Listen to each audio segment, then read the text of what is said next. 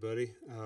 Welcome to another edition of Unlettered and Ordinary Apologetics.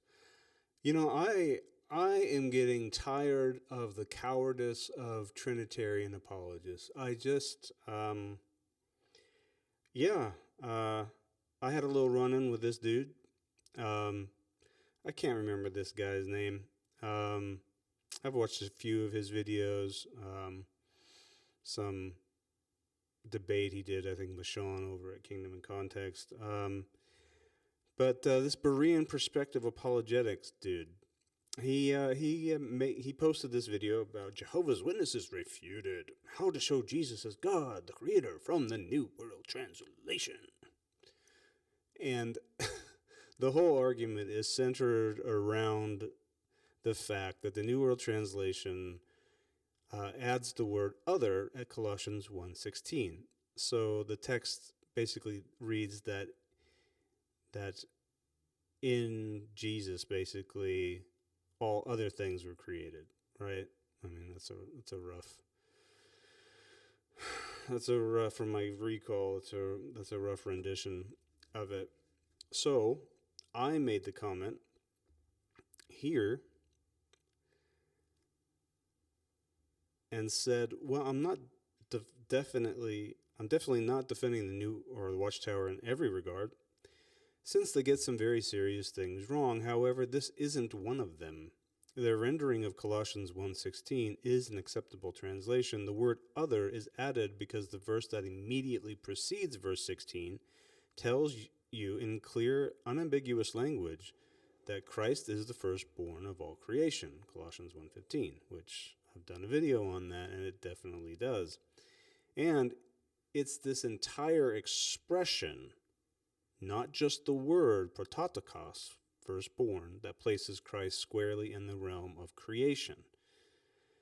So the reason I brought that up is because he's repeating the same old, tired, worn-out argument that people who think Colossians 1:15 teaches that Christ is created think that the word firstborn means first created. Nobody thinks that, bro. Stop repeating the same lie, man. That's not the argument. Get it straight. You're just building up a straw man so you can tear it down on your channel and act like you know what you're talking about. No, you don't know what you're talking about.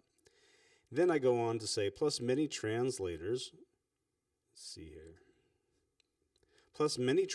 supply the word other to their translations, despite the fact it doesn't appear in the Greek text. Notice Luke 21:29.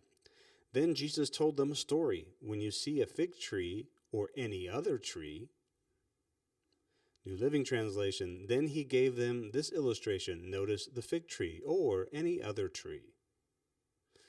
Now the word other is not in there. It's panta, or all. So literally it should say, notice the tree or all the trees. Okay? So we're dealing with the same word, all, right? And this just goes to show, well, let me just continue to read what I wrote here. It says a literal translation would read all, Greek, panta, the trees. So why don't you inform your audience that this is a common practice, i.e. to supply words to a translation that aren't in the original manuscripts? Don't you think your audience deserves to understand that inherent in the word all, panta, is the modifier other? So he responds, facepalm using paraphrase translations? I just quoted two. That's not all that use that, and we'll get into that. Firstborn does not mean first to be created. Straw man. Nobody thinks that. Nobody says that. I didn't say that. Other is not in the text at all. Right? It's not. But these translators did it. They added it. Is it wrong? Are we talking about all the other trees as well as the fig tree? Like, technically, is that a bad translation, or does it communicate it accurately? Right. It communicates it accurately. The other is just there to help the reader to interpret it properly. And you can say all, or you can say other. And even at Colossians 1:16, you can say all, or you can say all other things. It doesn't matter, because they're not talking about the same group. But I get into that too. Okay, so let's look at all the replies. Okay, so this was my response back to him. So your apologetic tactic is to straw man me, eh? Typical. I never said firstborn means first to be created. Why don't you deal with what I actually said, which was the entire expression, i.e., firstborn of all creation, clearly places Christ in the realm of creation.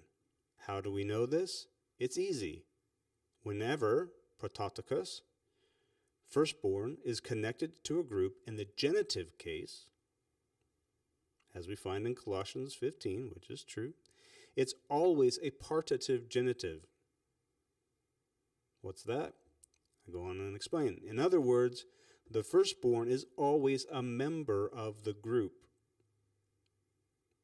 There are roughly 30 occurrences of this type of expression in the Septuagint, and each and every time the firstborn is included in the group. Example, the firstborn of all Israel is an Israelite. True. The firstborn of the herd is part of the herd. True again. The firstborn of Pharaoh is a member of Pharaoh's family. True again. There are no exceptions. Again, that is true. Therefore, to try and claim that Colossians 1:15 must be translated as a genitive of subordination, i.e., he is preeminent over creation, is called special pleading. That's a logical fallacy. You're saying that there's all these other examples of how this is interpreted, but this is the special case where it has to be different. Because if it isn't different, then it creates really big problems for my theology. And in fact, it contradicts my theology, so it has to be different. Oh, it has to be. It just has to be. You guys are so pathetic. In regards to the biblical meaning, I go on. In regards to the biblical meaning of firstborn, let's see how God defines it. I mean, like, wouldn't that be the definitive answer as to what the word firstborn means if we're, like, being honest with ourselves? Like, how does God define firstborn in the Bible?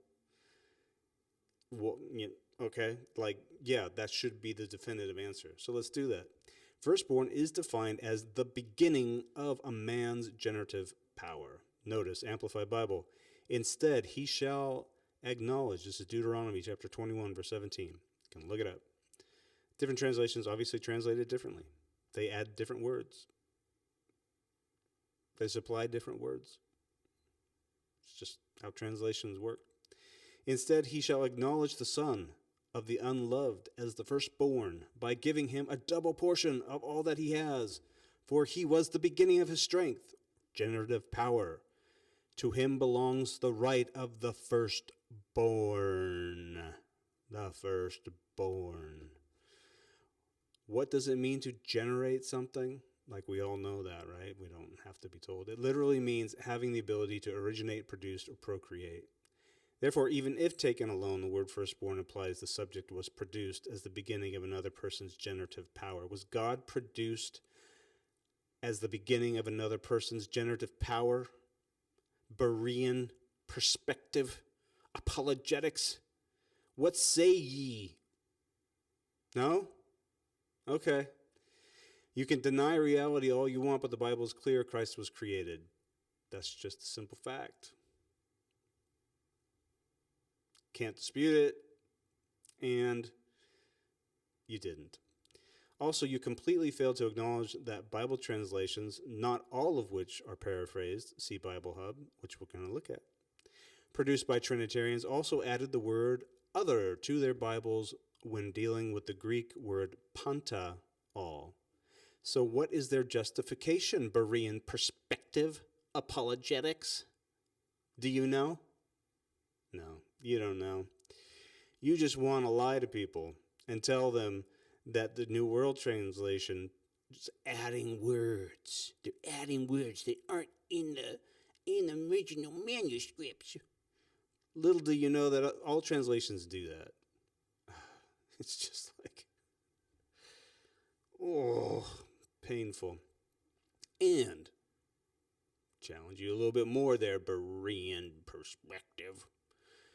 And can you please prove to me that ta panta, all things, at Colossians 1:16, is lexically equivalent to passes ktisios, all creation? If you can't, then you have to concede that I probably butchered the pronunciation of that, whatever. If you can't, then you have to concede that two different groups are being referenced here, which means that while Christ is obviously not part of the all things that were created, passive form, in Greek, en, signifying instrumentality, him, it does not necessarily exclude him from being part of all creation. I would argue the syntax of Colossians 1:15 demands it as similar examples in the Septuagint make clear. Okay. That's a lot, I guess.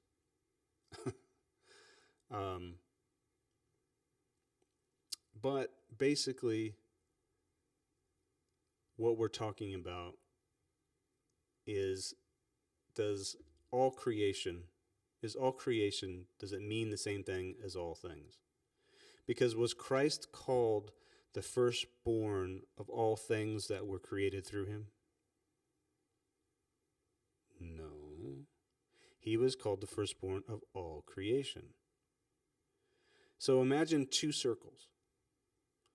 One very large circle, and then the other one just slightly smaller, right? So here we have the bigger one, all creation, right, which Jesus is a part of. And then in the smaller circle that's inside of that, you have all things that were created through Jesus or in Jesus. Talking about instrumentality. The passive form of the word katizo is used, create. So it's not calling Jesus creator, it's what God did through and in Jesus. So this is not calling Jesus the creator. So we have two groups, all creation and all things created through Jesus. Jesus can be part of all creation because it's outside of all things created through him. It's not a logical contradiction. It's just you got to put your big boy pants on and start thinking with your more than two brain cells. But Trinitarians don't do that. They don't like to do that. And let's see. So he tries to give me an invitation to join it, but I've seen some of his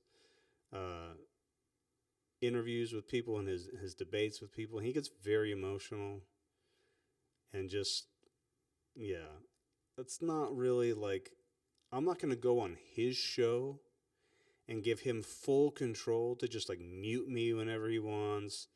And then just, he's the only one able to record the thing. I guess I could screen record it, but why am I going to go into his house where he's got the home field advantage?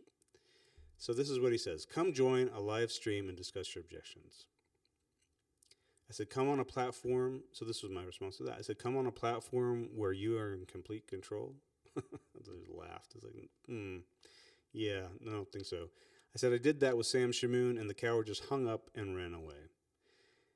And that's really what happened. He was in full control. He could mute me. He could just do all these things.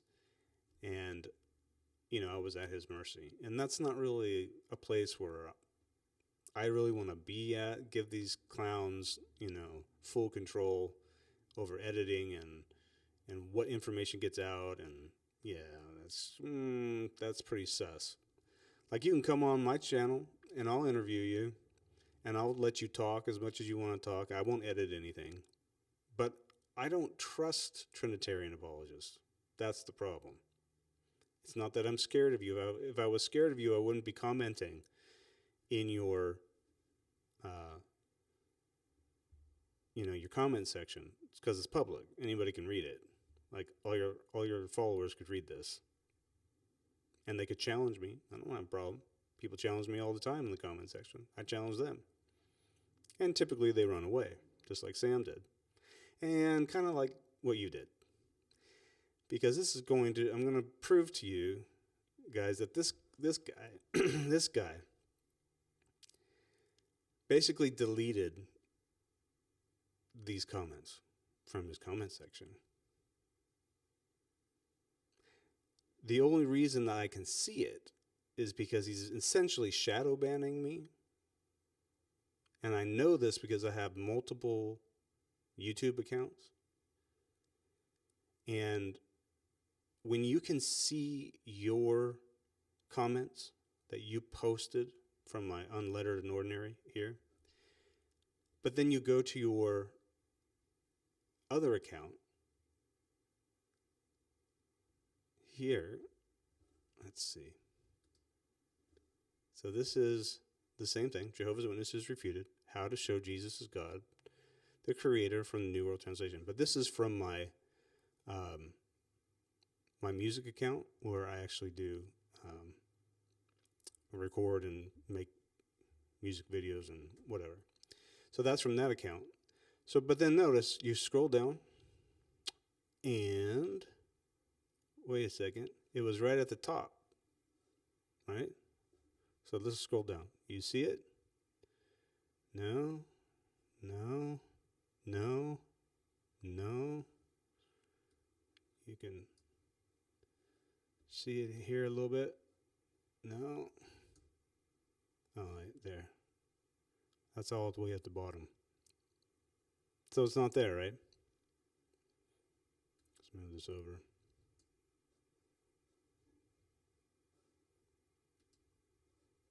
That's just the email showing you that we were having a conversation. All right. So this is just not letting me scroll all the way down. But it's not there. It's not there because when you look at this one, it's right at the top. It says 36 comments. This says 36 comments, but it's nowhere to be found. Right? So he's basically shadow banned me. So I can see it from my unlettered and ordinary account. It shows up. Right? It's there. And it's basically right at the top because that was 1 day ago.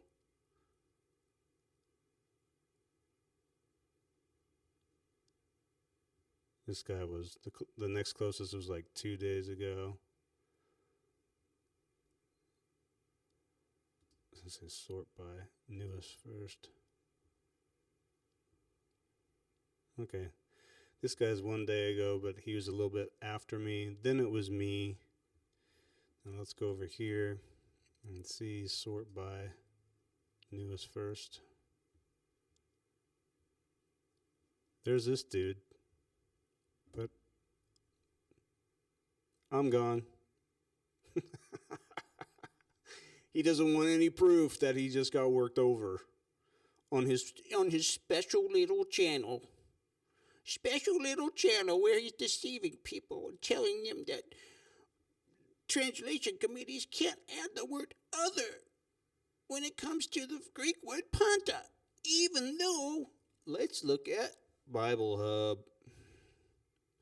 Contemporary English Version, Other Trees, Good News Translation, Other Trees, God's Word Translation, Other Trees, NET Bible, Other Trees, Tyndale Bible, Tyndale. You're going to accuse him of paraphrasing? Other Trees. Let's look at that. Tyndale. William Tyndale, reformer and translator, is the true father of the English Bible. His English translations of the Bible, printed in 1526, 1530, and 1534, provided the basis for the King James translation, provided the basis for the King James translation. Right.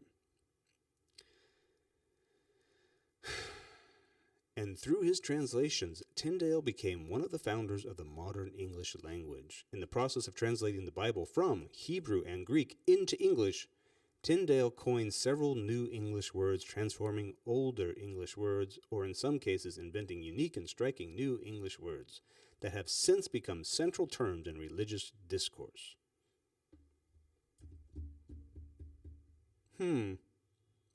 Seems to me Tyndale was a pretty smart guy. Mr. Berean Perspective Apologetics. You're going to accuse him of paraphrasing? Yeah. No, you're not. No, you're not. And in regards to the NET Bible, it says, then he told them a parable. Look at the fig tree and all other trees. Now, there's something interesting about this NET Bible because it was presented as almost sort of like a hybrid translation where they went in and they translated it as basically as accurate and literal as they possibly could, but they also wanted to give people a more readable translation, and so they have all these footnotes to why they have these different variants or clarifications of certain texts and so on and so forth. But in this verse 29, where it talks about the fig tree and all the other trees, all panta, same word used in Colossians 1:16, but the word other is added. Berean Perspective Apologetics. We can look at the footnotes, but none of them have to do anything with the fact that they use the word other. The use of hina with imperatival force is unusual, okay, but that has nothing to do with panta. And 72, which was the other footnote in that verse, Greek and raised up seed, an idiom for procreating children. That's actually from the previous verse. I'm going to sprout leaves here. So, yeah. So you're a coward, basically. You don't want people to know this information, so you're suppressing it, right? And I invited you that instead we could go on Skype and have a conversation where we could both record and put it on our channels. I'm not scared to have a conversation with you, pal. But apparently you're scared to have a conversation with me. You're apparently scared to actually address my arguments in public for everyone to see because you know you'll get worked over, which you did. You straw-manned me, didn't represent my argument properly, and now you've deleted the comment and thrown it into the memory hole. But you didn't delete it in like a manly way, where you just said, forget this guy. He's out of here. I don't care if people know. I don't care if he knows or not. No, you did it in like a secretive way, where you just like shadow banned, and you make it seem like, okay, yeah, he can still post stuff, but it's just not going to show, and nobody can read it.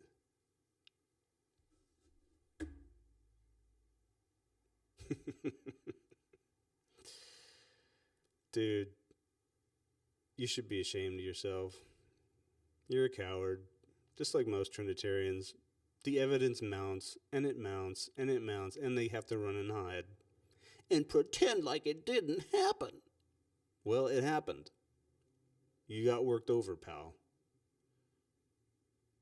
Pathetic. You can do better, though. You can repent. You can inform your audience that you were wrong about this and that the word other is an inherent part of the word panta at all. It just depends on the context.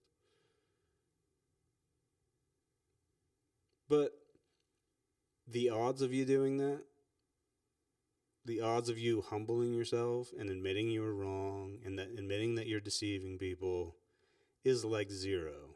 Is like below zero. Because you guys are all the same. You're all the same. You don't care about the truth.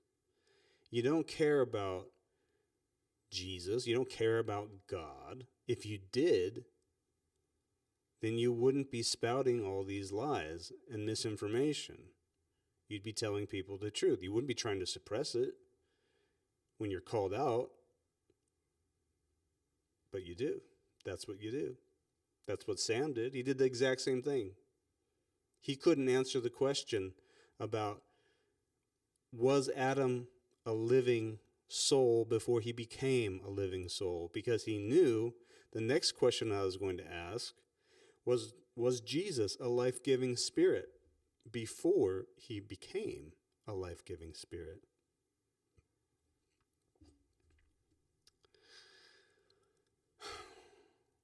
That kills the Trinity and the hypostatic union all in one fell swoop. And will you answer that question, Berean perspective, apologetics? No, you won't answer that question either. You couldn't answer these questions. You just tucked your tail and you ran. You ran, bro. You ran hard and fast. You did not want to touch this with a 10-foot pole. Why? We all know